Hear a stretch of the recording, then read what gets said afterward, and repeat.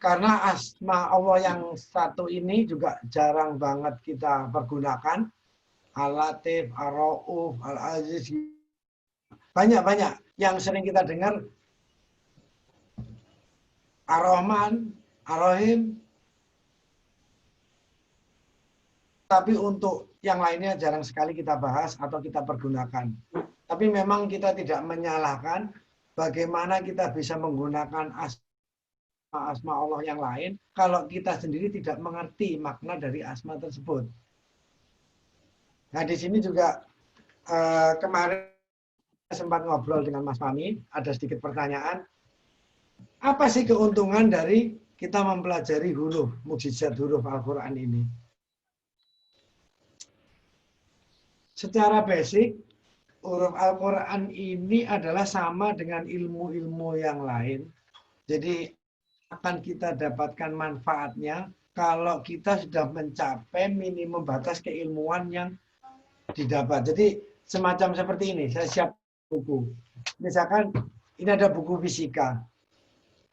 Terus kita serahkan kepada seseorang untuk dibaca.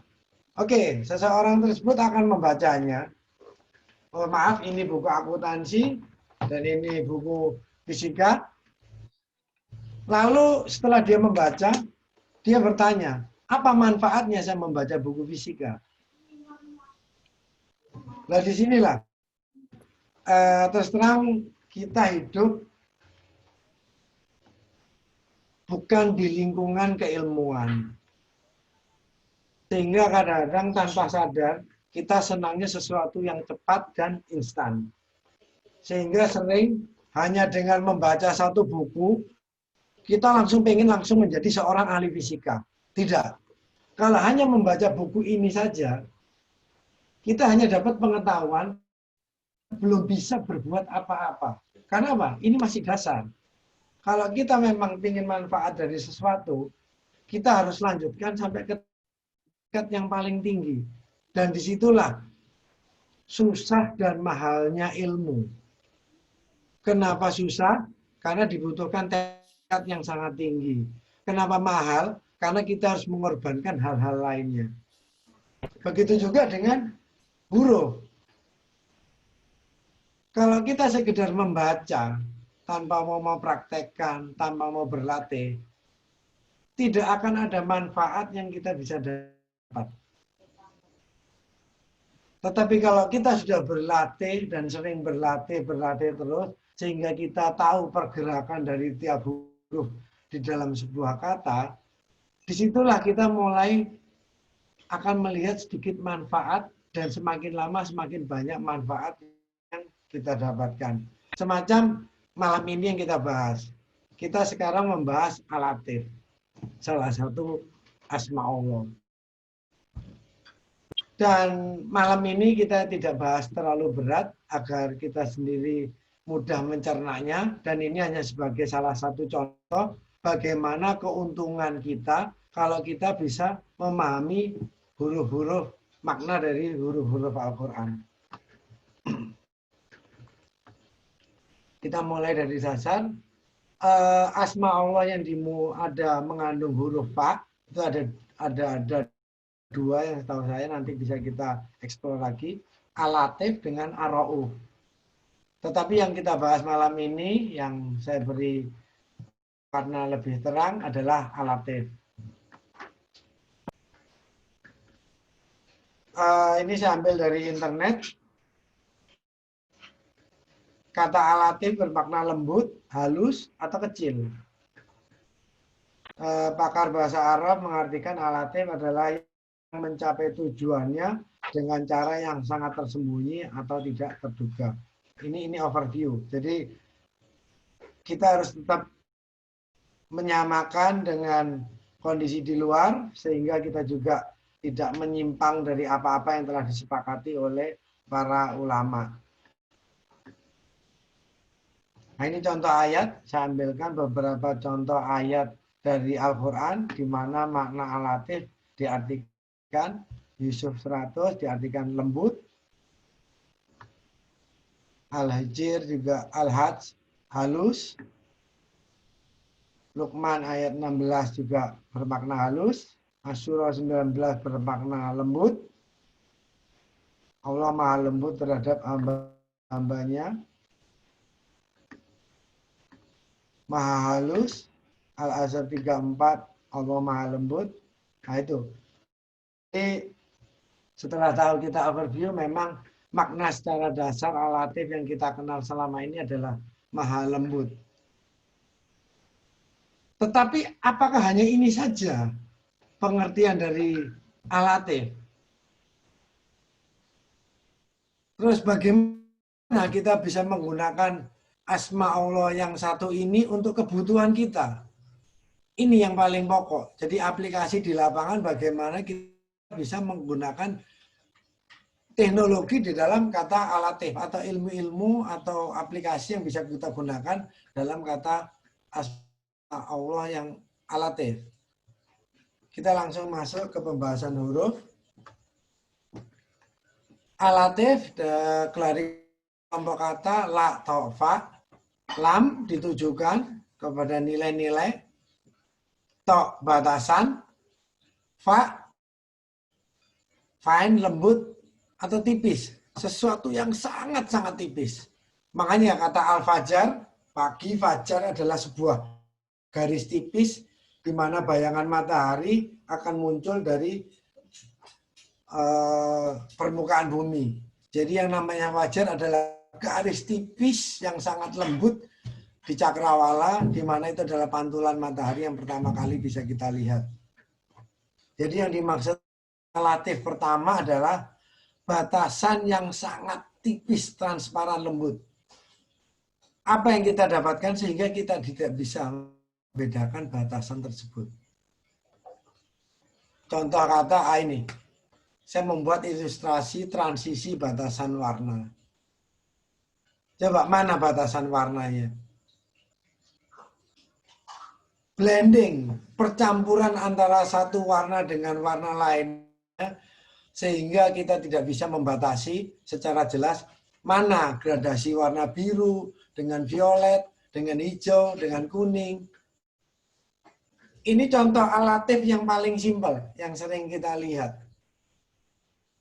Tapi ingat, ilmu di dalam Al-Quran tidak serendah ini. Semakin tinggi ilmu kita, semakin banyak yang bisa kita dapatkan di dalam Al-Quran. Jadi sekali lagi, Al-Quran tergantung ilmu pembacanya. Semakin tinggi ilmu pembaca Al-Quran, semakin tinggi yang bisa dia dapatkan di dalam Al-Quran tersebut. Jadi kalau kita lulusan TK atau ilmu kita TK, ya yang kita dapat di dalam Al-Quran adalah ilmu-ilmu sebatas taman kanak-kanak. Kalau kita mendapatkan ilmu sebatas SMP, ya ilmu yang kita dapatkan di alam Al-Quran ya sebatas ilmu pelajaran SMP. Jadi kita tidak bisa berharap lebih. Itu yang ingin saya tekankan terhadap keilmuan. Jadi ini makna pertama, makna yang paling simpel dari Al-Latif adalah sesuatu transisi yang lembut. Lalu kita menginjak kepada meter, sesuatu, benda. The standard model of particle. Kalau dahulu kita masih masuk kepada pengertian fisika Newton. Fisika Newton hanya membahas masalah-masalah fisik. Sesuatu yang masih kelihatan. Force, tekanan, kecepatan terhadap waktu adalah sesuatu yang masih nampak. Tetapi pada saat kita masuk sekarang kepada fisika kuantum, di mana kita melihat isi daripada atom, disitulah asma Allah Al-Latif akan sangat-sangat benar-benar berperan ya. Kita sekarang tidak akan bisa membedakan tanpa alat yang benar-benar khusus bagaimana elektron itu, bagaimana nukleus, bagaimana isi nukleus yang terdiri dari proton dengan neutron, bagaimana gluon yang mengikat sehingga antara inti atom tidak sampai pecah, sehingga kalau pecah dia akan mengeluarkan energi yang sangat besar, yang kita ngerti sekarang adalah dengan fisi atau fusi nuklir, atau dengan foton yang dia mengeluarkan weak boson, yang orang sebut akhirnya adalah particle of God karena benar-benar susah untuk dimengerti, atau neutrino yang kita dapatkan dari matahari dengan bombardir tiap hari miliaran neutrino yang menghantam tubuh kita, tetapi karena kemurahan Allah, neutrino tidak sampai merusak kepada badan kita. Disinilah alatif berperan. Atau juga makhluk Allah, di mana manusia dan jin tidak bisa saling melihat. Saat ini kita tidak bisa melihat malaikat. Saat ini kita tidak bisa melihat jin. Saat ini iblis bisa melihat kita. Iblis dan malaikat bisa saling melihat. Tetapi jin yang tingkat rendah tidak bisa melihat iblis. Karena iblis juga masih bisa menggoda jin supaya nanti bisa masuk neraka. Padahal iblis sendiri tercipta dari bangsa jin. Tetapi Allah bisa melihat segala sesuatunya. Disinilah batasan-batasan Allah sebagai alatif menciptakan batasan-batasan yang sangat lembut sehingga kita bersinggungan dengan jin pun kita tidak terasa. Kita bersinggungan dengan malaikat juga kita tidak terasa. Tetapi pada saat nanti kiamat, batasan tersebut akan dihilangkan oleh Allah. Sehingga kita bisa melihat malaikat sebagai pengawas, mereka berbaris bersoft-soft, dan kita harus diam, tidak boleh mengeluarkan satu kata pun tanpa diperintah, kalau kita tidak mau ditempeleng oleh para malaikat, karena di situ Allah bertindak sebagai Al-Malik. Maliki Yaumiddin, Allah bertindak sebagai Al-Malik, bukan sebagai Ar-Rahman, bukan sebagai Ar-Rahim. Lalu kalau pengertian kita terhadap Al-Malik kurang, kita tidak mengerti makna Al-Malik, bagaimana kita siap menghadapi Maliki Yaumiddin?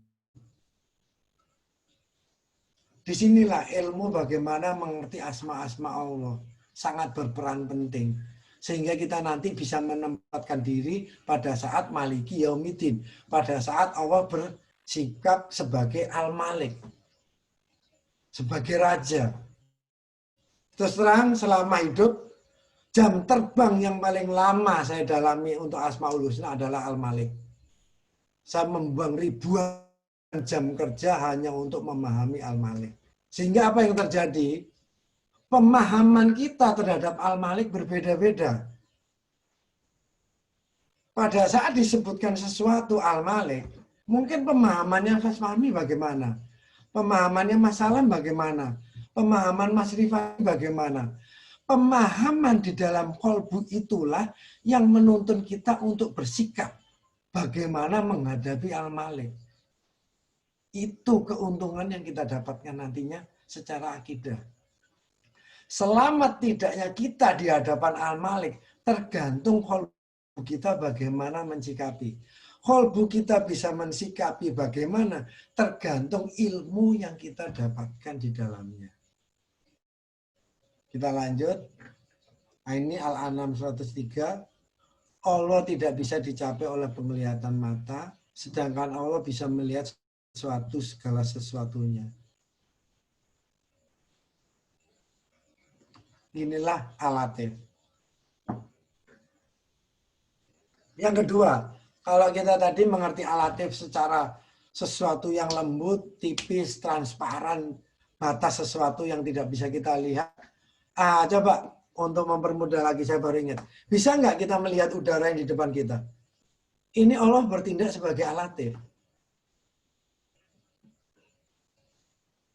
Atau kita bisa nggak melihat batas garis di cakrawala warna merah yang tidak bisa kita lihat. Tetapi ikan salmon bisa melihat hal tersebut. Sehingga garis itu bisa menuntun ikan salmon kemana tempat dia lahir. Ini Allah alatif. Allah membeli batasan yang lembut. Bagaimana makhluknya bisa melihat sesuatu. Dan bagaimana makhluknya tidak bisa melihat sesuatu. Bagaimana makhluknya bisa mendengar sesuatu. Bagaimana makhluknya dibatasi untuk tidak bisa mendengar sesuatu. Pandangan mata kita cuma 4 berapa hertz yang masih bisa kita terima dari penglihatan mata kita. Itu ilmu. Tetapi saudara-saudara kita, apalagi dunia Islam sekarang, kita jauh dari keilmuan.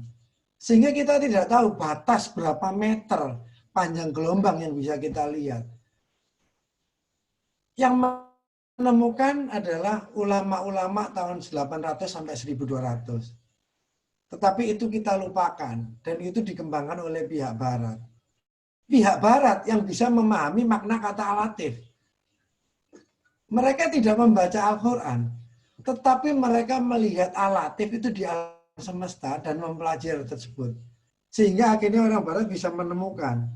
Manusia bisa melihat 40 nanometer sampai 400 berapa nanometer panjang gelombang. Tetapi anjing bisa melihat lebih, kucing bisa melihat lebih. Lumba-lumba bisa mendengarkan panjang gelombang yang manusia tidak bisa mendengarkan. Sehingga apa? Mereka mendapatkan keuntungan dari asma Allah. Kita sama sekali tidak mendapat apa-apa, kecuali bisa mengucapkan kata alatif. Itu yang keuntungan yang kita dapat selama ini sebagai umat Islam yang mempunyai Al-Quran adalah hanya bisa mengucapkan kata alatif. Tetapi tidak bisa mendapatkan manfaat ilmu di dalam kata alatif. Disinilah kenapa Al-Quran sangat-sangat membuat spesial seorang ulama. Al-Quran menempatkan bahwa seorang ilmuwan itu adalah benar-benar mewakili Allah di muka bumi, walaupun dia bukan Islam, tetapi apa yang dilakukan berdasarkan keilmuan, Allah mengijabahnya.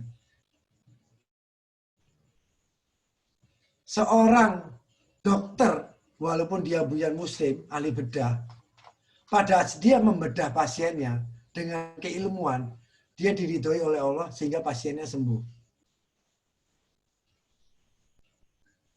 Tetapi seseorang walaupun muslim, kalau dia tanpa ilmu, dia membedah seseorang, apa yang terjadi? Pasien tersebut akan meninggal dunia. Nah, inilah perbedaan ilmu. Apalagi kalau kita seorang muslim dan mempunyai ilmu. Alangkah ridhonya Allah terhadap kita. Kita teruskan kepada yang kedua. Makna kata alatif yang kedua. Lam ditujukan kepada atau nilai-nilai tertentu. Tok batasan. Fain tetap lembut. Jadi adalah nilai-nilai tentang batasan kelembutan. Kalau tadi kita menginjak kepada sesuatu meter, sesuatu materi, sekarang kita menginjak ke dalam diri kita sendiri. Jadi alatif di sini kita latih bagaimana tentang kelembutan, kehalusan budi, dan adab. Jadi alatif ini di dalamnya mengandung keilmuan bagaimana kita bersikap untuk kelembutan, bagaimana kita bersikap untuk kehalusan budi pekerti kita, bagaimana kita mengenai adab yang kita lakukan terhadap lingkungan kita. Di sini juga termasuk akhlak. Jadi kita ambil contoh, sesungguhnya Ibrahim adalah seorang yang sangat lembut, hatinya lagi penyantun. Berdoalah kepada Tuhanmu dengan berrendah diri dan suara yang lembut. Jadi di sini Al-Quran, Asma Allah Al-Latif mengajarkan kita bagaimana kita menjaga kelembutan, kehalusan budi kita, bagaimana kita melatih adab tingkah laku kita terhadap lingkungan kita. Karena Asma Allah Al-Latif ini sangat jarang didengarkan, sangat jarang dibahas, sangat jarang dipelajari oleh umat Islam sendiri, maka jangan menyalahkan kalau banyak dari saudara kita sendiri, walaupun dia muslim, tapi kadang-kadang dia bersikap kasar, kata-katanya kasar, ada juga kata-kata yang kotor, berarti dia tidak memahami asma Allah dalam Al-Latif. Dan Allah sudah memberikan contoh bagaimana bersikap Al-Latif adalah Nabiullah Ibrahim. lembut hatinya. Berarti Nabi Ibrahim adalah orang yang mengerti Al-Latif. Bagaimana Rasulullah bersikap? Rasulullah tidak pernah marah-marah, Rasulullah tidak pernah membentak orang. Bahkan kita diajari di surat Al-A'raf, bagaimana kalau kita berhadapan dengan Allah. Sudah berendah diri dan suara kita harus merendah. Inilah adab yang diajarkan Allah sebagai Al-Latif kepada diri kita. Dan juga ciri orang yang mendapatkan rahmat Allah adalah berlaku lemah lembut. Ali Imran 159.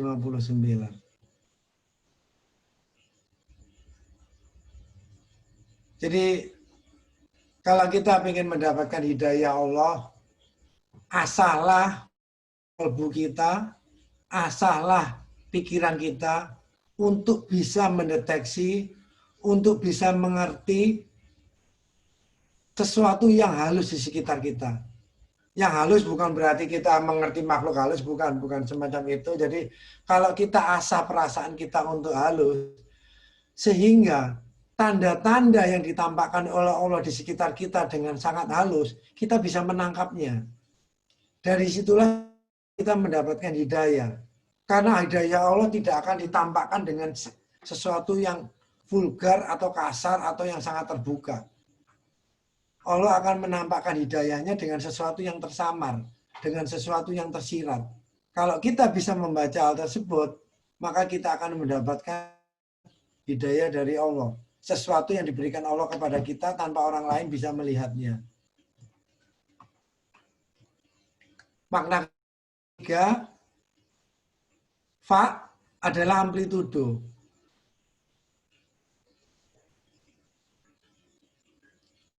Pada waktu kita mempelajari kata khalifah, amplitudo adalah sesuatu yang naik turun, peak, puncak, atau dasar. Jadi ditujukan kepada batasan gejolak. Ini yang sangat kita tidak tahu dari makna kata Al-Latif. Jadi kalau kita mengalami sesuatu yang meledak-ledak di dalam hati kita, saat itulah kita membatalkan Allah sebagai Al-Latif. Emosional, marah-marah, sesuatu adrenalin yang tidak bisa terkontrol. Tetapi kebalikannya, Allah jugalah yang membuat kita bergejolak. Kalau kita tidak menuruti aturan Allah. Di mana hal tersebut kita bisa dapati? Al-Hajj 52 dan Al-Hajj 53. Jadi Allah mengutus seorang nabi pun, karena nabi itu seorang manusia, juga mempunyai keinginan. Lalu setan memasukkan godaan-godaan terhadap keinginan tersebut. Tetapi Allah menghilangkan apa yang dimasukkan oleh setan tersebut. Tetapi bagi orang biasa yang bukan nabi, dan Allah ingin mengetes atau ingin mencoba orang tersebut, bagaimana dia bisa menggunakan ilmunya, tidak hanya menggunakan emosinya, maka Allah menjadikan yang dimasukkan oleh setan itu sebagai cobaan bagi orang-orang yang di dalam hatinya ada penyakit dan kasar hatinya. Sehingga dengan kekasaran hatinya itu, orang itu akan menjadi orang yang zolim. Disinilah manfaat pertama yang kita dapatkan Al-Latif pada psikologis diri kita. Kalau kita di dalam agama Allah punya keinginan yang tersembunyi, punya hidden agenda, ingat Allah Maha Tahu, maka setan akan memasukkan godaan terhadap keinginan-keinginan kita di dalam hati. Apalagi kalau hati kita memang secara dasar udah kasar. Apa yang terjadi? Secara tidak sadar, mulut kita akan mengucap mengucapkan sesuatu yang tidak layak dan tidak seharusnya terucap.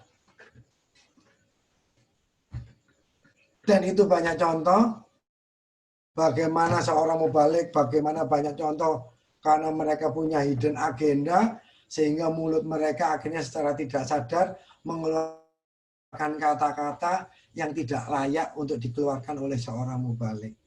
Karena apa? Allah akan membesarkan hal tersebut sebagai cobaan dan dia tidak akan lepas kontrol. Sehingga disinilah pada saat hati kita sudah punya keinginan yang lain, pada saat hati kita mulai bergejolak, di situ kita gunakan asma Allah sebagai alatif untuk meredamkan hati kita. Jangan diterus-teruskan, kalau enggak kita akan masuk ke dalam kategori orang yang zalim, melampaui batas, mengucapkan sesuatu yang tidak pantas untuk diucapkan, melakukan sesuatu yang tidak pantas untuk dilakukan. Kita gunakan asma Allah alatif.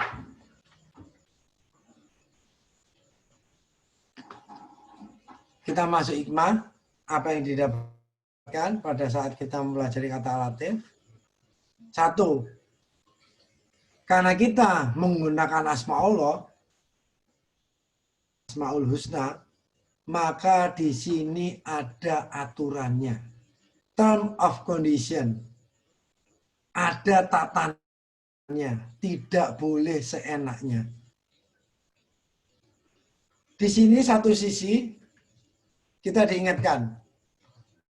Asmaul Husna milik Allah. Tetapi kita oleh Allah boleh mempergunakan asma-asma tersebut menurut kebutuhan atau kepentingan kita. Tetapi ingat, karena di sini ada aturan, jangan sampai kita menyimpang dalam mempergunakan asma Allah. Kalau ada orang mempergunakan atau menyalahkan asma Allah, menyalahgunakan asma Allah, Al-Quran menyarankan untuk meninggalkan hal tersebut. Kalau asma Allah digunakan dalam sebuah majelis atau sebuah pengajian, sah kita meninggalkan majelis atau pengajian tersebut dengan cara-cara yang patut dan sopan. Karena Al-Latif sendiri mengajarkan kita untuk adab yang halus. Jangan sampai menyinggung orang lain. Masuk dengan assalamualaikum, keluar dengan waalaikumsalam. Tidak dengan marah-marah, tidak dengan teriak-teriak. Ingat ayat ini.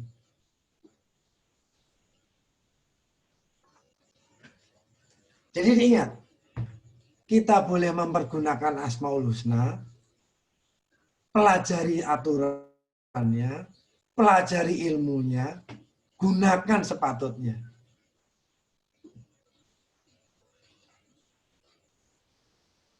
Tetapi bagaimana kita bisa menggunakan Asmaul Husna kalau kita tidak mengerti makna asma tersebut? Nah, disinilah salah satu manfaat dari kita mempelajari huruf Al-Quran. Tidak hanya melalui huruf, banyak ilmu yang lain yang bisa membantu kita untuk mengetahui makna-makna dari Asmaul Husna. Salah satu ilmu tersebut adalah huruf. Kalau kita memahami makna huruf Al-Quran. Jadi salah satu. Dengan kita memahami Asmaul Husna, kita bisa mempergunakannya. Kalau kita sudah mengetahui bagaimana aturan menggunakan Asmaul Husna, jadi kita akan terhindar dari masih senang datang ke tempat di mana Asma Allah diucapkan tidak pada tempatnya. Bahkan kadang-kadang diucapkan dengan intonasi yang kasar dan keras. Kenapa saudara-saudari kita kadang-kadang masih senang datang ke tempat tersebut? Karena di situ adrenalin kita dipacu. Semangat, tetapi melebihi batas. Akhirnya kita masuk kepada surat Al-Hajj 53. Kita pengen belajar agama, kita pengen mengenal Allah, tapi dengan nafsu, dengan bergejolak. Belajarlah agama Allah dengan keilmuan, dengan tatanan, bukan dengan nafsu. Sehingga kita terhindar dari sesuatu yang emosional. Karena seharusnya semakin tinggi ilmu seseorang, seharusnya dia semakin bisa mengontrol emosinya dia. Jadi disinilah kalau kita semakin lama ilmu kita semakin bertambah, kalau kita bisa memahami Asmaul Husna, akhirnya ke depan kita bisa menghindari tempat-tempat di mana Asma Allah diucapkan tidak pada tempatnya. Itu kita bisa menghindarinya. Kalau misalkan kita sudah terjebak di dalamnya dengan alatif, kita bisa menghindarinya dengan cara yang halus dan sopan. Sehingga tidak membuat orang lain tersinggung. Yang kedua, hikmah yang kita dapat. Allah sebagai alatif adalah sesuatu yang lembut. Adab kita yang lembut. Allah tidak menyukai ucapan yang buruk dengan terus terang. Kecuali oleh orang yang dianiaya. Dan di bawahnya ditambahi, Allah adalah maha mendengar dan maha mengetahui. Kenapa redaksi ini ditambahkan? Karena Allah juga tahu kadang-kadang manusia itu sering juga menyalahgunakan kata-kata di dalam Al-Quran.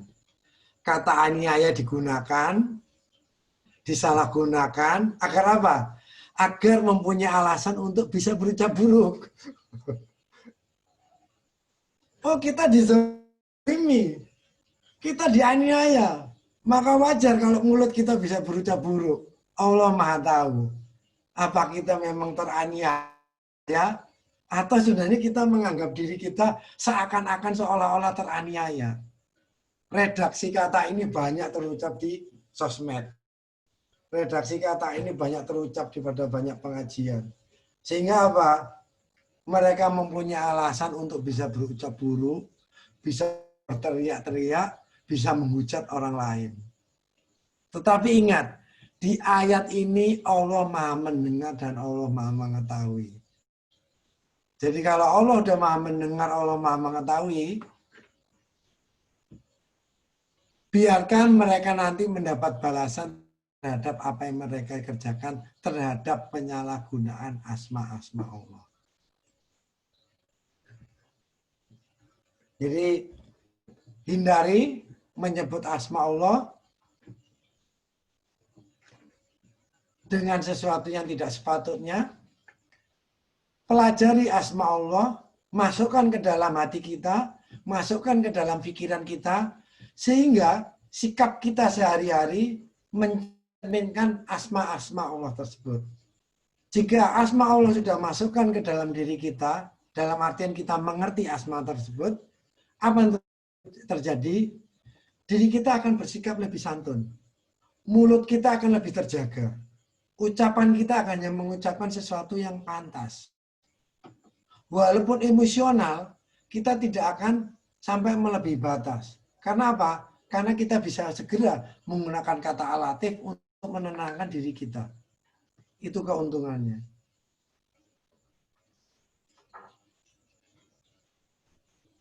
Dan yang terakhir adalah hamba-hamba Ar-Rahman adalah orang-orang yang berjalan di atas bumi dengan rendah hati.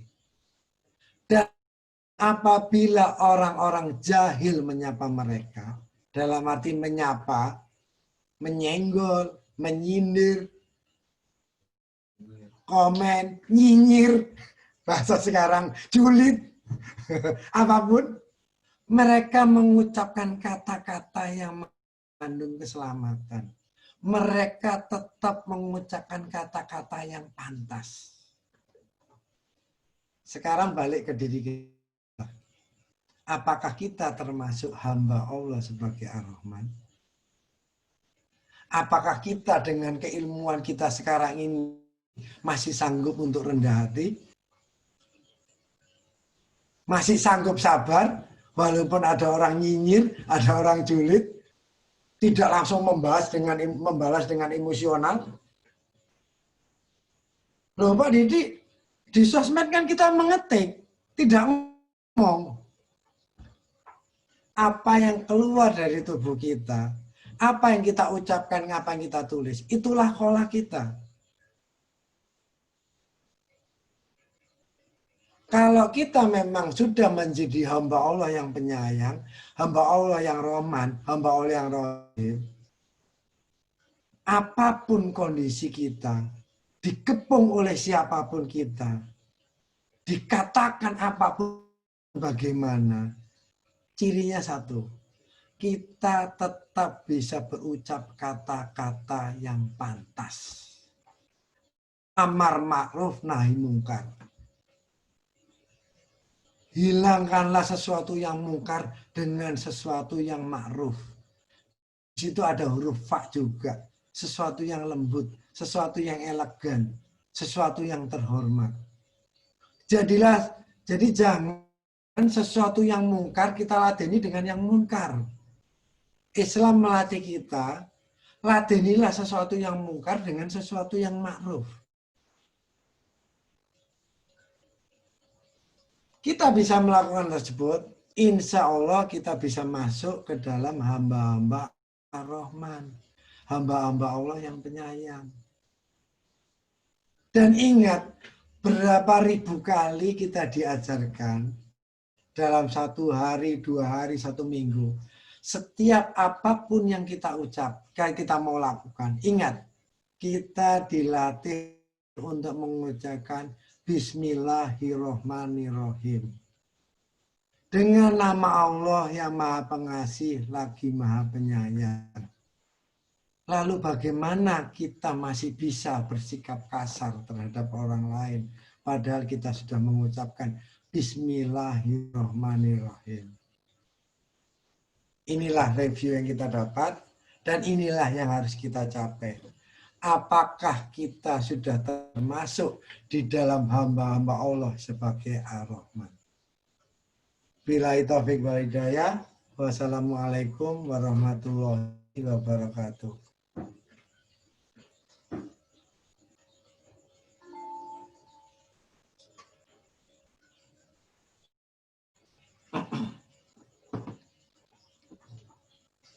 Oh, ini kok ada nama Mas Wawan ini. Apakah ini Mas Darmawan yang dari Medan?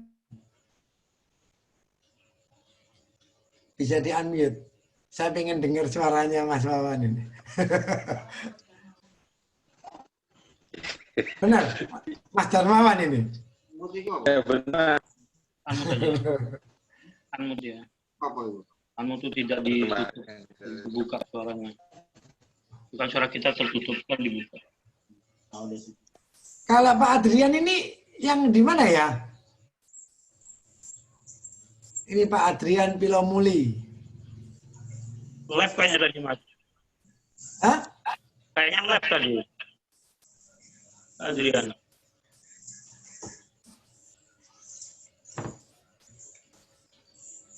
Wah, jadi selamat berbuka untuk teman-teman yang belum pernah bertatap muka. Dia Pak Adrian.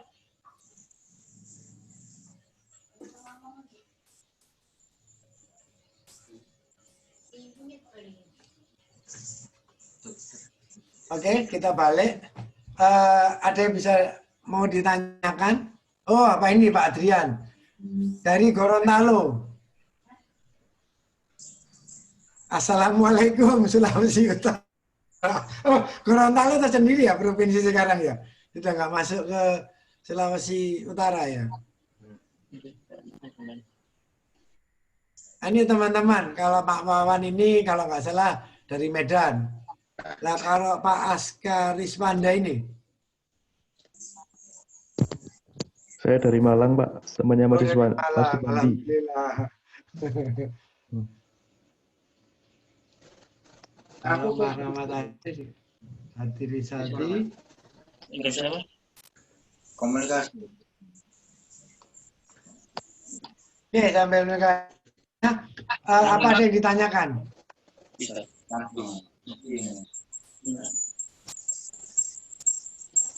Saya sudah masjid.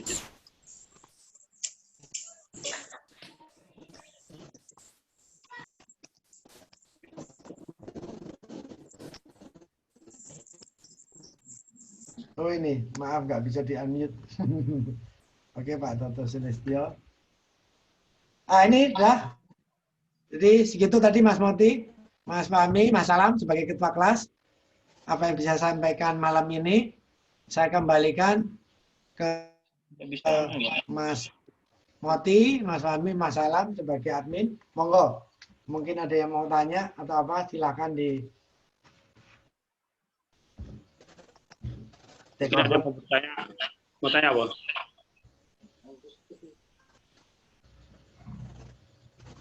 Mas Didi. Yap. Ada satu yang mau dikatakan Ustadz kayak apa, Kiai, apa nggak tahu lah orangnya, yang dia mengatakan bahwa binatang atau hewan itu bisa menjadi ulama tuh piye Mas?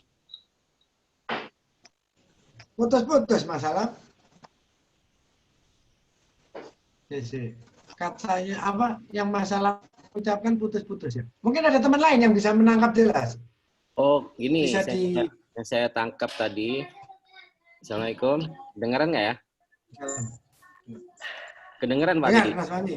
Oh, kayaknya Pak Salam tadi bilang ada seorang ustadz yang bilang binatang pun bisa jadi ulama. Seperti itu. Ah iya. Itu ya Pak Salam? Iya betul. Gimana? Ada seorang?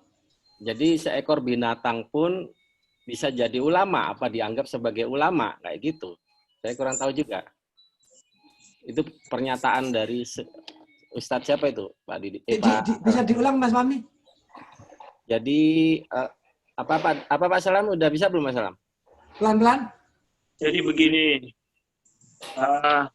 yang mengilustrasikan ketika hewan buas itu mau memakan mangsanya, nggak jadi. Karena hamil. Karena si hewan itu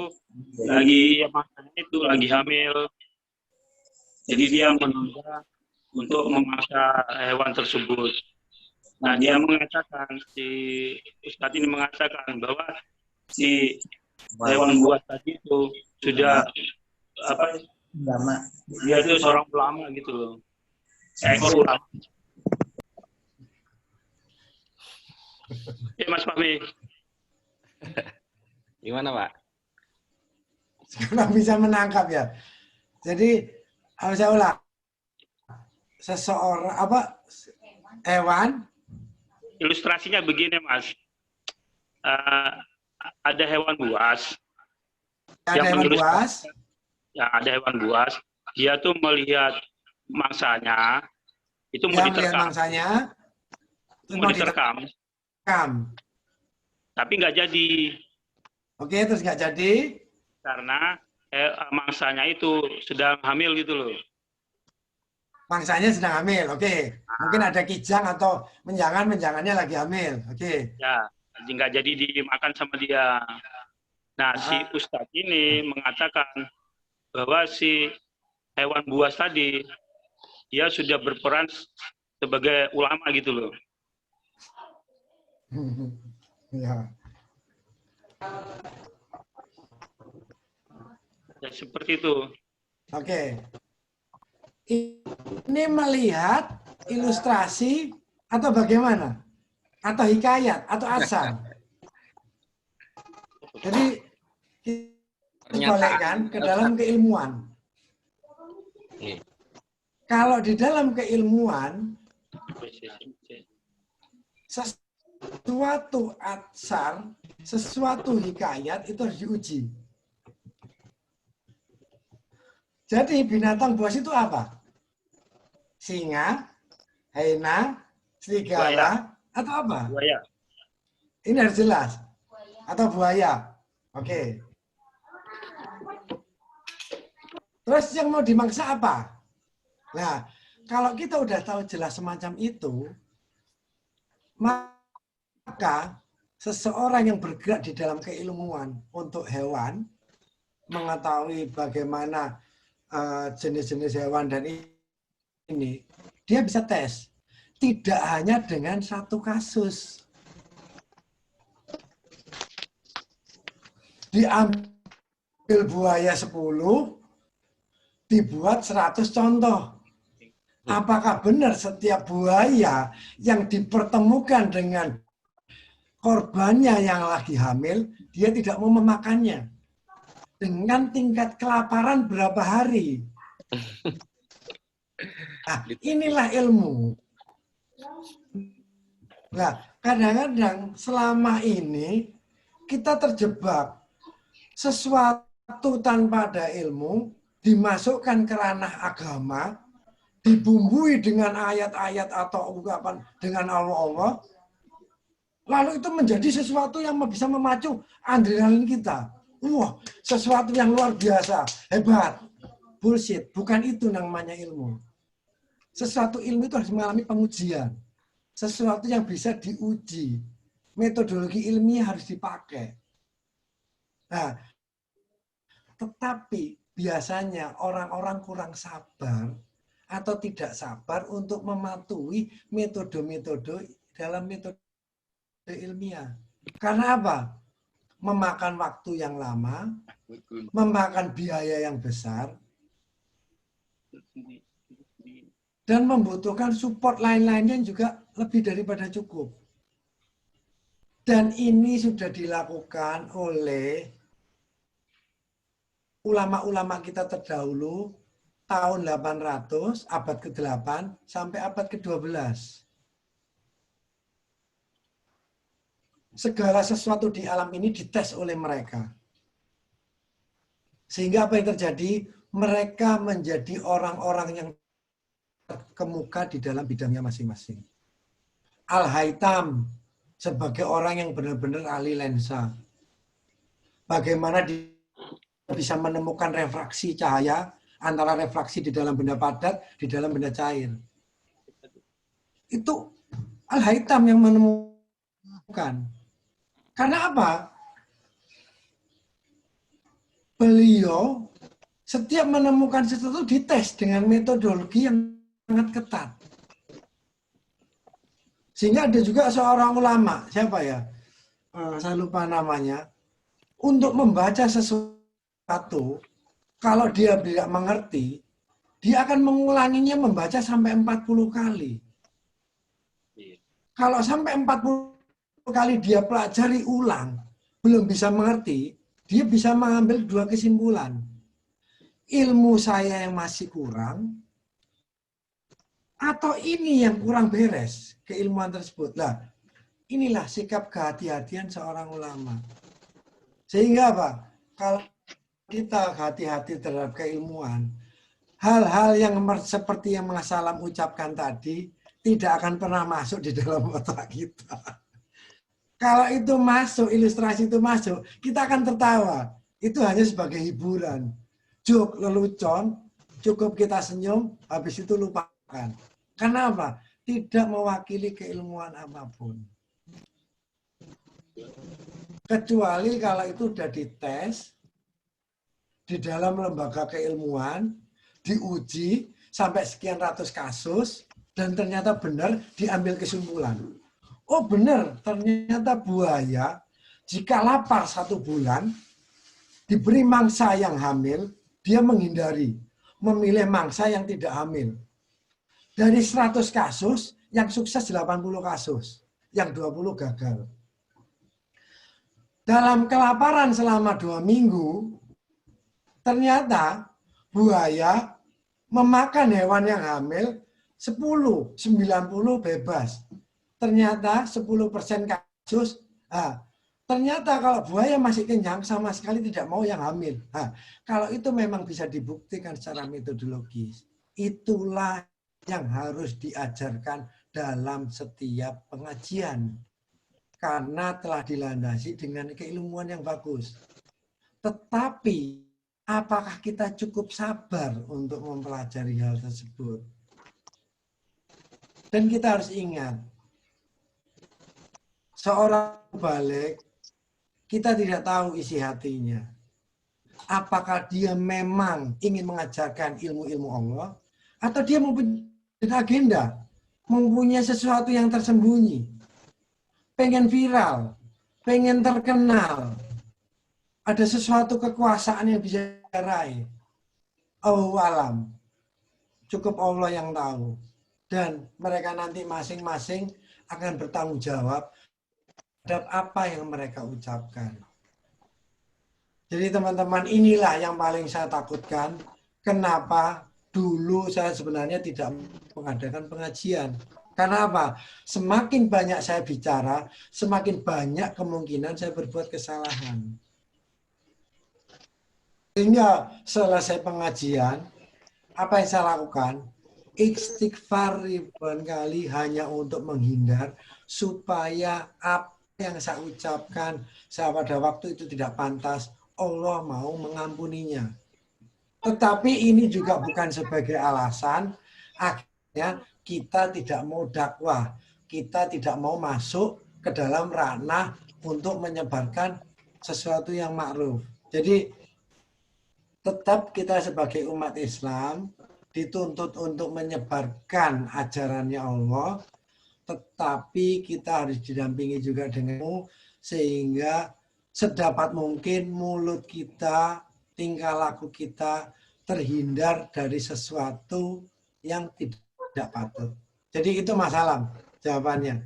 Jadi tolong biasakan kita mendengar sesuatu dan meyakini sesuatu yang telah dilandasi dengan metodologi atau keilmuan yang telah ditetapkan.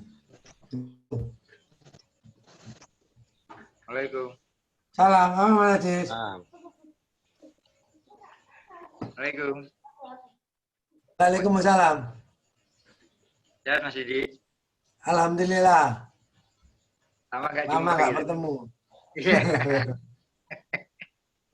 Gini Mas Didi, berkaitan dengan alatif tadi, bagaimana cara memanfaatkan Asmaul Husna dalam kehidupan kita sehari-hari. Salah satu asma Allah yang sampaikan itu Al-Latif. Yang sebelumnya Al-Azim dan sebagainya sudah sampaikan materi-materi kita waktu kita face to face atau tatap muka dalam jemaah. Dalam hal ini ada yang mengatakan bahwasanya cara mengamalkan sesuatu nama Allah atau Asmaul Husna itu sesuai kebutuhan kita harus diulang-ulang, dibaca diulang-ulang. Misalkan ya Latif 1000 kali atau ya Azim 1000 kali atau berapa kali. Nah, apakah demikian yang harus dilakukan atau kita tahu langsung kita bisa komunikasi dengan Allah tanpa hijab sesuai dengan keinginan kita atau kebutuhan kita, atau memang harus diulang-ulang karena kebodohan kita seperti itu? Gimana cara praktisnya untuk mengamalkan Asmaul Husna sesuai dengan kebutuhan kita? Demikian Mas Didi. Oke. Ingat sekali lagi, tidak ada yang buruk dalam hal tersebut, Mas Aziz. Kalau memang orang itu hanya bisa pengertiannya berucap ya Latif, ya Latif, ya Latif sampai 1000 kali, tidak ada masalah. Karena dia ucapkan adalah ucapan yang baik, dia ucapkan dengan sesuatu kalimat yang lembut, bukan dengan berteriak-teriak di jalan, atau dengan kata-kata intonasi yang kasar, saya pikir dia dapat pahala juga. Ya Latif diucapkan di dalam hati. Atau mungkin itu juga sebagai salah satu metode untuk menanamkan asma tersebut di dalam hati kita. Jadi balik sekali lagi, sampai seberapa tinggi ilmu kita, sampai seberapa tinggi pemahaman kita terhadap Asmaul Husna tersebut. Kalau pemahamannya dia sebatas untuk diucapkan keyakinannya semacam itu, oh alam, mungkin nggak masalah. Dan Allah Maha Pemurah, pahalanya nggak terbatas. Dia juga mendapatkan pahala. Tetapi apa yang dia dapat juga terbatas, tergantung keilmuannya tersebut. Nah, tetapi kalau kita sudah memahami makna alatif, misalkan, oh ternyata Allah lah yang membuat seseorang bergejolak. Oh ternyata Allah lah yang bisa meredakan gejolak di hati seseorang. Disitulah kita bisa gunakan Asmaul Husna Al-Latif. Pada saat kita emosional, kita ucapkan Asma Allah itu di dalam hati kita. Ya Latif, Ya Latif, Ya Latif. Pada saat adrenalin kita bergejolak, emosi kita tidak terkontrol, ucapkan dengan lembut. Ya Latif, Ya Latif, Ya Latif. Kenapa kita bisa berucap Ya Latif? Karena kita tahu makna Al-Latif. Kalau kita berucap Ya Latif, tapi kita tidak tahu makna Al-Latif pada saat emosional, ya tetap saja kita emosional. Nah, di situ. Apalagi kalau kita sebagai ilmuwan, fisikawan di dalam bidang kuantum. Begitu kita melihat sesuatu batasan yang benar-benar kita bingung. Bagaimana split terhadap hal tersebut? Kita bisa sebut kata tersebut. Ya Latif, Ya Latif, Ya Latif. Kenapa kita ucapkan? Kita berharap Allah menunjukkan bagaimana memilah sesuatu, benda, atau ilmu, atau apapun yang kita tidak sanggup memilahnya. Sehingga Allah menuntun kita, ini loh batas yang harus kamu pelajari. Ini loh yang harus kamu pelajari dulu. Ini loh perbedaan antara zat A dengan zat B. Bagaimana memilahnya. Pemurnian terhadap sesuatu materi. Itu Al-Latif. Ilmu itu ada di situ. Spesifikasi. Batasan terhadap sesuatu yang lembut. Bagaimana memilah gelombang. Apakah itu perlu visualisasi, Mas, dalam praktek kehidupan sehari-hari? Dalam praktek kehidupan sehari-hari tergantung kita. Kalau sehari-hari saya sebagai seorang ahli fisika, maka Asmaul Husna ini akan saya lakukan, saya masukkan ke dalam tiap-tiap atau ilmu-ilmu di dalam fisika. Dan di situ saya bisa gunakan. Saya bisa gunakan Al-Aziz, namanya Mas Aziz, untuk meledakkan gunung, untuk membuat jalan. Itulah Asmaul Husna kehidupan sehari-hari di dalam seorang fisikawan. Jam berapa tuh, Dit? Tetapi kalau Asmaul Husna itu digunakan sehari-hari oleh orang biasa, yang dia dapat dia biasa-biasa saja, jangan berharap lebih. Bagaimana seorang dokter bedah menghadapi bayi kembar siam? Bagaimana cara memisahkannya? Disitulah kita gunakan Asmaul Husna Al-Latif. Ya Allah, bagaimana memisahkan itu yang jelas agar makhlukmu ini bisa selamat. Itu kehidupan sehari-hari seorang dokter bedah dalam menggunakan Asmaul Husna. Tergantung ilmunya. Kalau orang itu orang-orang biasa, ya Asmaul Husna sekedar diucapkan dan pahalanya yang dia dapat sekedar ucapan yang tersebut. Jangan berharap lebih karena ilmu terbatas. Semakin tinggi ilmu seseorang, semakin banyak yang dia dapatkan, semakin banyak pahala yang dia dapatkan. Jadi begitu teman-teman.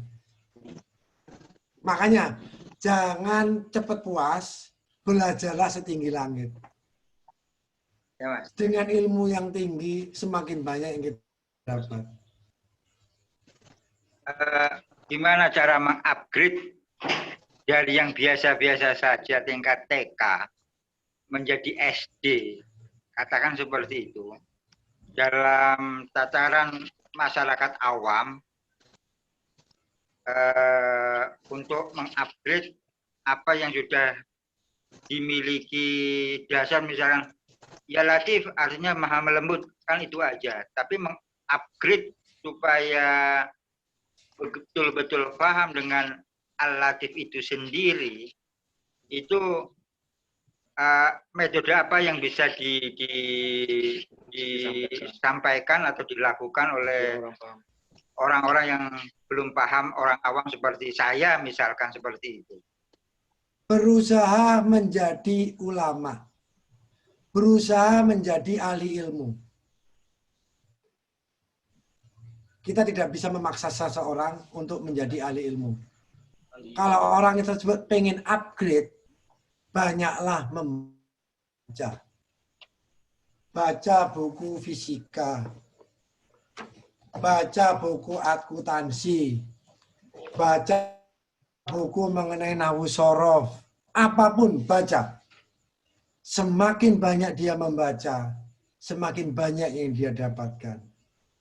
Kalau dia memang berniat upgrade. Tidak ada paksaan dalam tim. Semua tergantung diri kita sendiri. Seberapa jauh yang kita korbankan. Sebesar itu yang kita dapatkan. Jadi kalau memang kita tidak mampu, datang ke perpustakaan. Baca buku sebanyak-banyaknya di waktu luang kita. Jangan terlalu banyak baca sosmed. Datang ke perpustakaan. Datang ke majelis ilmu perpustakaan. Baik belajar keilmuan agama maupun belajar keilmuan lainnya. Semuanya penting. Agama itu melingkupi semua keilmuan. Lebih baik datang ke perpustakaan, belajar nahwu shorof, belajar buku yang resmi, daripada mendengarkan pendapat di internet yang belum tentu benar. Sehingga membuat kita emosi dan akhirnya menjawab dengan sesuatu jawaban yang tidak layak. Tetapi ingat, sekali kita mau berniat untuk mengupgrade diri kita menjadi orang ilmu, ingat, iblis tidak akan tinggal diam. Kalau tadinya iblis yang melingkupi depan kita, belakang kita, samping kita, atas kita, cuma 6 orang, begitu kita berniat untuk upgrade, langsung 600 iblis berdiri di muka belakang kita. Sehingga apa yang saya ucapkan, semoga dia sukses. Jadi, Pak, ingin menjadi ilmuwan, saya ingin menjadi ini. Saya tinggal lihat, seminggu, 2 minggu, 3 minggu, apa yang terjadi dengan dia? Nothing. Karena apa? Begitu dia berniat, ribuan iblis mengepung dia dari depannya, dari belakangnya. Dan mereka tim, kita sendiri. Tanpa mental yang kuat, tanpa mendekat kepada Allah, bisa dipastikan gagal 100%. Karena apa iblis berbuat semacam itu? Karena dengan keilmuan, iblis tidak bisa menipu kita. Kalau kita sudah tidak bisa ditipu iblis, maka iblis merasa celaka dan kita selamat. Jadi ingat, sekali kita berniat untuk upgrade, iblis saat itu pula ingat, musuh kita langsung berlipat ganda. Sama dengan pada saat orang mau berucap syahadat. Orang mau berucap syahadat harus rela kehilangan segala-galanya. Bagi yang lahir di kalangan muslim, no problem. Bapak ibunya muslim, tantenya muslim, kakak-kakak muslim, tetangganya muslim, dia mengucap syahadat, itu sesuatu yang wajar. Tetapi bagi yang mendapatkan hidayah Allah, bukan dari lahir, mengucapkan syahadat sama dengan mengundang iblis ribuan orang. Dia langsung declare perang. Sehingga apa? Setiap orang yang bersyahadat tanpa didampingi, umurnya cuma seminggu. Setelah itu kita tinggal lihat apa yang dia dapatkan dari keilmuan. Selain dari keimanan yang tanpa dasar keilmuan. Sehingga yang dia yakini adalah keyakinan tanpa ilmu. Sehingga hal itu mudah untuk dibelokkan. Sehingga hal itu mudah untuk dipermainkan oleh iblis. 1000 orang ahli ibadah bagi iblis itu adalah jauh lebih mudah daripada seorang ahli ilmu. Jadi teman-teman, kalau mau upgrade, saya ucapkan selamat berjuang. Ayo kita berjamaah untuk saling mengingatkan. Namanya Karena apa, Mas? apa? Biar tadi serang, Mas. Progres yang kita dapat cepat dan jelas. Itu aja yang bisa sampaikan Mas Ajis. Kalau Ya. pengen upgrade, siapkan mental yang kuat. Dan ingat, musuh kita langsung banyak. Oh iya, Jos. Pokoknya, Jos kan Jos. Pokoknya. Dekat dengan Allah, kita bentuk majelis untuk saling mengingatkan. Sehingga kita bisa saling menyelamatkan, bisa saling mengingatkan. Cukup segitu? Oke, Jos. Sementara itu dulu Mas Edi, biar yang lain ada Oke. kesempatan. Oke. Ya. Yang lain mungkin mau bertanya? Mas Rifandi tuh, Bang Aceng tuh. Mas Rifandi, monggo Mas Rifandi. Pinter lagi.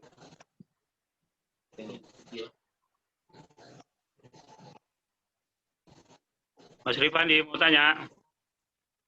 Kelihatannya suaranya nggak keluar. Oh, suaranya nggak keluar ya? Ih, pinter bisa narik. Mas Rifandi, gimana? Belum waktunya kelihatannya. Pak Wawan, Pak Wawan. Pak Wawan, ada yang ditanyakan? Ya, suami. Ayo, katanya dulu pengen belajar. Makanya pada saat Mas Wawan japri saya, Pak, saya ingin belajar gini. Saya langsung dalam hati, ya Allah, kuatkanlah Mas Wawan untuk mencapai keinginannya. Karena apa? Saya paham banget pada saat belajar, sampai saat memulai belajar untuk mencari ilmu ini, saya tahu bagaimana beratnya apa yang saya hadapi. Dari istri, dari anak-anak, dari lingkungan, semuanya harus support. Kalau mereka nggak support, bagaimana kita bisa membentuk lingkungan kita agar bisa support terhadap kita. Itu bukan hal mudah. Jadi, selamat berjuang. Iya. Tapi kan teman-teman, alhamdulillah kita punya kelompok, kita punya tim, dan kita tidak ada hidden agenda. Kenapa? Kita tidak punya maksud tersembunyi, sehingga insya Allah kita bisa saling bantu, dan kita akan sangat senang kalau teman-teman kita juga bisa mencapai level keilmuan yang mumpuni. Dan ingat, Al-Baqarah ayat 2, ayat 1 ya? Alif Lam Mim, Dalikal kitabul la raiba fihi hudal lil muttaqin. Jadi di Al-Quran tidak ada yang raib, tidak ada yang tersembunyi, tetapi itu hanya untuk level muttaqin. Bukan level mukminin, bukan level muklisin, level muttaqin. Tak diri khauf berpikir. Jadi hanya untuk level-level orang yang menggunakan akalnya, orang yang menggunakan otaknya, dan orang yang selalu berpikir. Al-Quran tidak ada yang sembunyi. Itu adalah statement Allah di dalam Al-Quran. Dan itu pasti benar.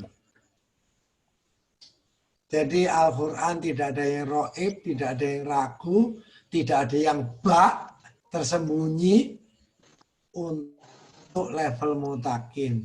Tetapi untuk mencapai level mutakin bukan juga sesuatu yang mudah. Tetapi juga bukan sesuatu yang tidak mungkin. Jadi ayo kita bekerja sama bagaimana kita bisa bersama-sama saling membimbing untuk level mutakin. Sehingga kita nanti bisa mengetahui apa-apa di dalam isi Al-Quran dan itu bisa kita jadikan modal untuk meraih akhirat kita. Insya Allah semoga kita punya agenda bagaimana kita bisa bertemu bersama-sama nanti di akhirat. Dan ingat, tidak ada siapapun di antara kita yang jadi panitia surga. Jadi semuanya masih belum tentu. Jadi tidak ada yang jadi panitia surga. Saya bukan panitia, Mas Fahmi bukan panitia, ulama Syiah juga bukan panitia, kecuali mereka menunjukkan MOU dengan Allah bahwa dia panitia surga, saya langsung datang ke dia dan saya mau tunduk sama dia. Jadi karena tidak ada panitia surga, ayo kita belajar bagaimana mengerti apa yang dikehendaki Allah. Ya. Jadi gitu, silakan. Ya. Ini udah 21.30. Jadi ayo belajar. Ayo mencari ilmu. Siap. Bismillah. Ingat, iblis langsung mengepung kita. Siap. Assalamualaikum.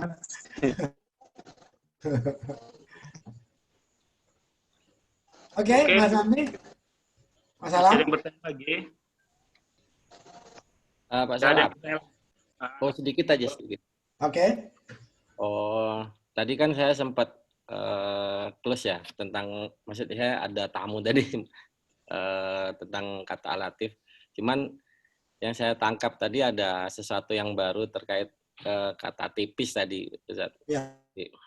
Pak, coba Mas Fahmi buka huruf Fa ya. Oke. Ya.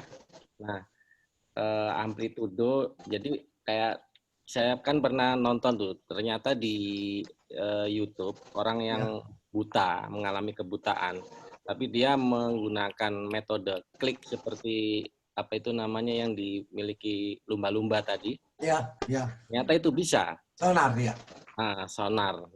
Dia bisa jalan seperti jalan orang normal melihat, meskipun buta. Ya. Seperti kelelawar.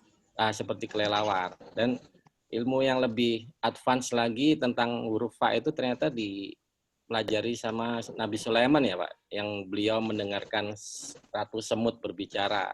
Ya. Berarti beliau juga itu di satu sisi mengenal Allah sebagai Al-Latif, terus ilmunya beliau terapkan dan beliau bisa mendengar seperti itu. Bahkan bangsa jin pun bisa komunikasi. Ya. Bisa tunduk di bawah kekuasaan beliau itu. Sampai teknologi yang advance ya, kayak pesawat terbang. Itu gimana itu Pak? Radar. Ya, pesawat terbang yang bahan bakar, bahan ininya yang kitron itu ya. Kitron itu ternyata titanium. Ternyata beliau sudah menemukan atau membuat pesawat dari titanium yang itu juga yang dipakai pesawat saat ini gitu. Pesawat saat ini kayak pesawat apa itu yang supersonik itu. Berarti apa itu istilahnya, penguasaan huruf Fa itu benar-benar ini ya Pak, penting banget. Dan ya itu tadi kayak untuk menjadi seperti apa yang Nabi Sulaiman dapat itu kayak mana tuh ininya tuh? Ya memang, makanya Pak Fahmi, alatif bagi seorang fisikawan dalam kehidupan sehari-hari, salah satu fungsinya adalah pemurnian. Mungkin kita sering dengar rare earth. Ya.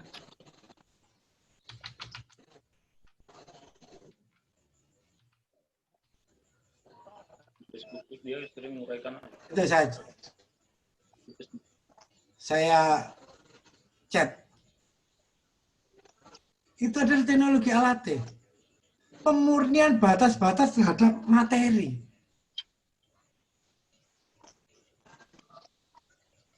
Apa yang kita dapat? Itu materi yang sangat mahal dan ada di sekeliling kita. Tetapi karena kita tidak bisa memurnikan, sehingga kita tidak bisa mendapatkan manfaat.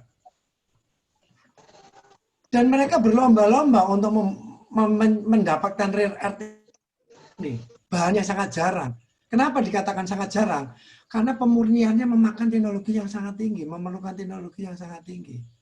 Itu teknologi nano gitu Pak? Jadi digunakan satu, untuk komponen-komponen elektronik. Kedua, untuk bodi pesawat, untuk menghindari radar. Inilah alatif dalam kehidupan sehari-hari seorang fisikawan.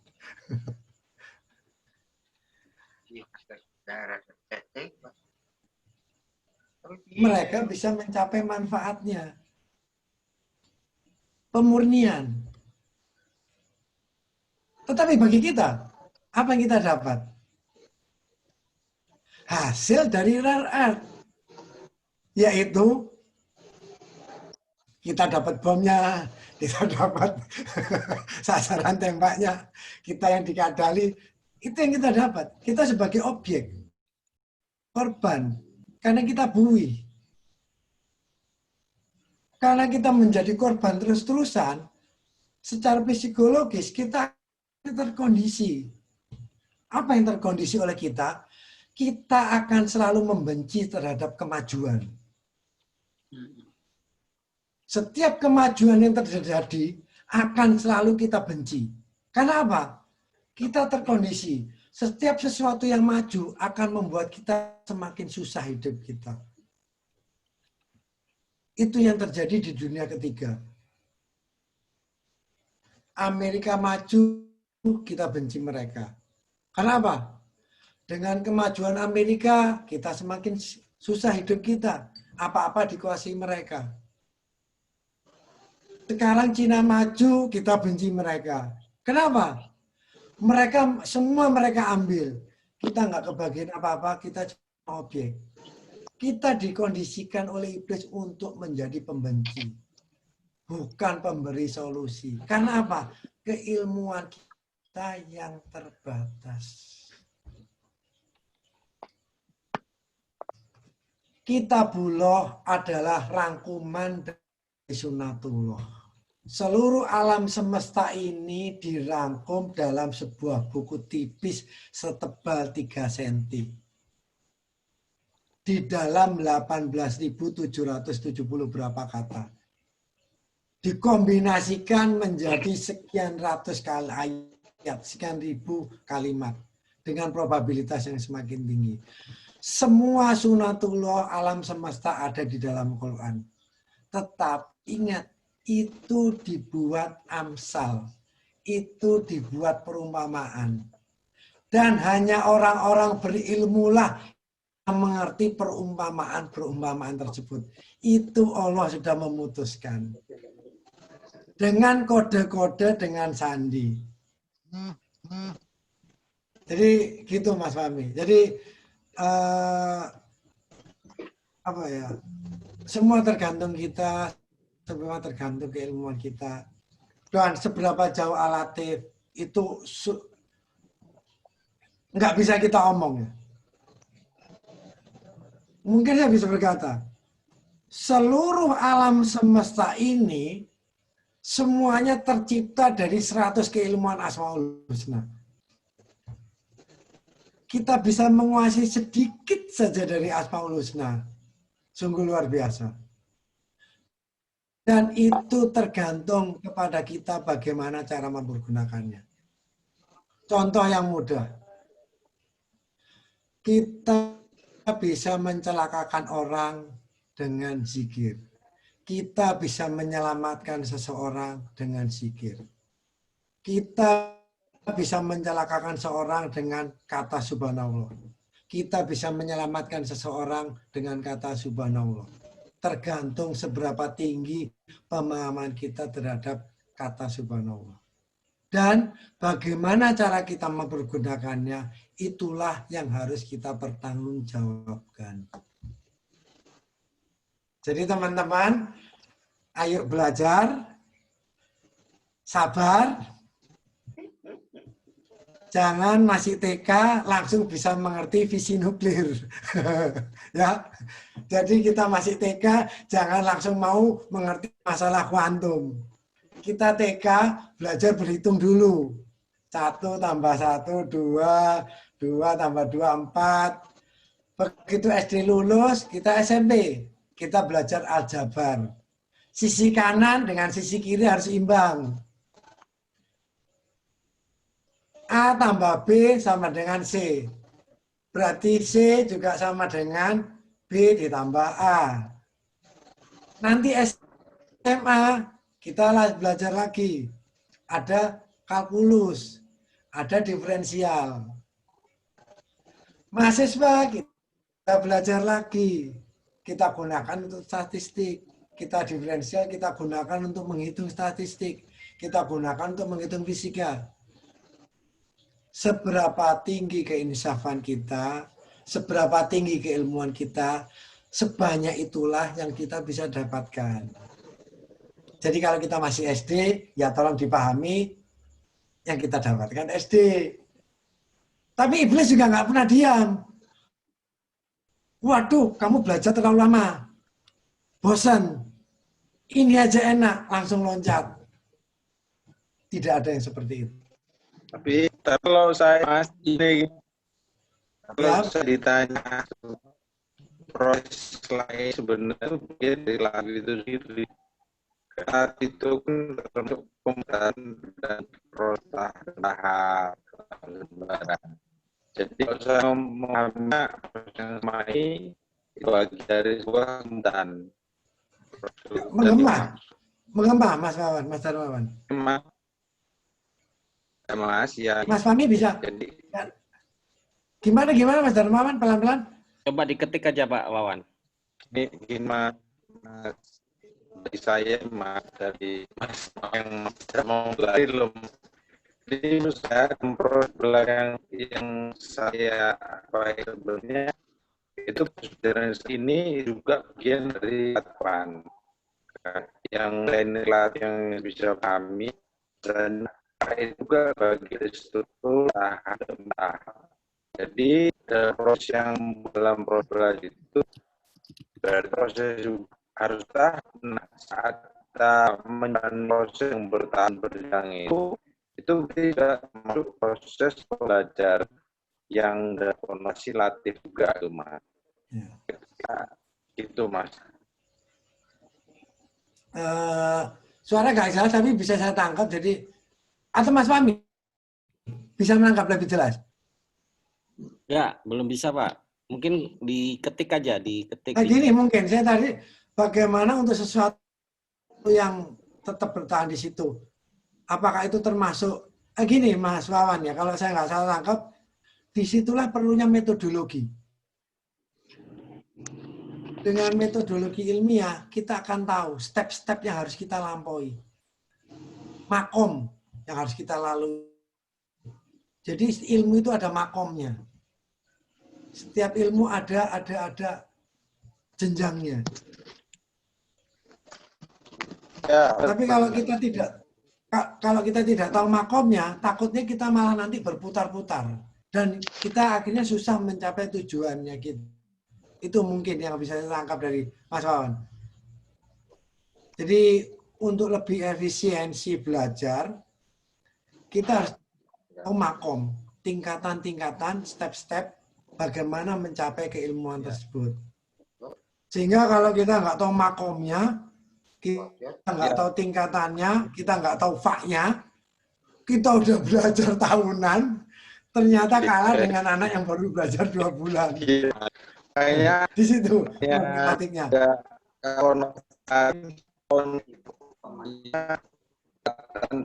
Dalam proses tahap-tahap tadi. Jadi ketika proses yang berat dan terukur tadi, yang masuk dari sebagian proses itu sendiri.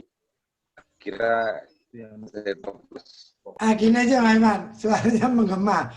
Nanti Mas Wawan ketik di itu apa di WA kita. Nanti saya takutnya Mas Wawan tanya apa, saya jawab apa.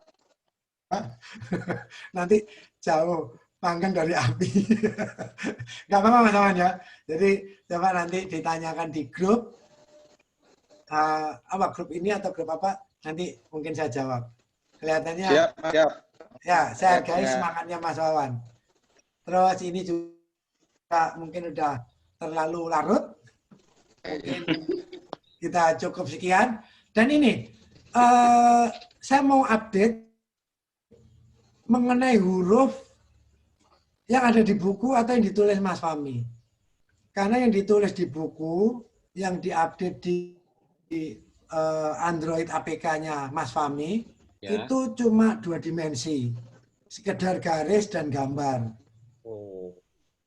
Oke. Tetapi kalau kita nanti pelajari secara advance, saya sudah sediakan GIF videonya, sehingga pemahaman kita terhadap huruf insya Allah jauh lebih mudah. Jadi kalau teman-teman nggak kesulitan, pada saat nanti kuota pengajian kita sudah masuk selayaknya misalkan 15, 20 atau 25 orang, kita belajar awal lagi huruf, tapi dengan yang sudah diupdate. Sehingga pemahaman kita jauh lebih bagus, ya. Dan dengan pemahaman yang lebih bagus, kita lebih bisa bergerak untuk memasuki kata-kata dan lebih mengerti lagi lebih bagus. Gitu. Jadi nggak apa-apa. Sambil belajar huruf, memperdalam huruf, nanti kita masuk ke dalam contoh sebuah kata. Oke, gitu dulu. Saya kembalikan ke Mas Fahmi atau Mas Salam, silakan ditutup. Oke, terima kasih Mas Didi atas ilmunya malam ini. Mudah-mudahan kita bisa mengaplikasikan dari kata latif tersebut. Setidak-tidaknya kita bisa membatasi apa yang langsung bergejolak dalam dada kita. Kita mau bergerak, akhirnya kita bisa lebih lembut lagi dalam menghadapi berbagai masalah juga. Amin. Mas Fahmi, pamit semua. Sebelum kita tutup, kita baca doa penutup majelis. Subhanakallahumma wa bihamdika asyhadu an la ilaha anta astaghfiruka wa atubu ilaik. Terima kasih Mas Didi, Mas Fahmi, dan teman-teman yang lain, termasuk juga Mas Moti. Terima kasih. Mudah-mudahan sehat, lancar semua apa yang di kegiatannya, dan dimudahkan semua oleh Allah Subhanahu Wa Taala. Amin amin rabbal alamin. Amin. Insya Allah ketemu minggu depan. Ya, sampai ketemu depan Insya Allah. Assalamualaikum. Assalamualaikum warahmatullahi wabarakatuh. Waalaikumsalam warahmatullahi wabarakatuh. Oh, enggak ono. Mungkin ikut tidur sama anaknya, mungkin tadi katanya menidurkan anaknya. Iya, siap. Oke, live. Masih banyak Assalamualaikum. Tanya. Waalaikumsalam warahmatullahi wabarakatuh.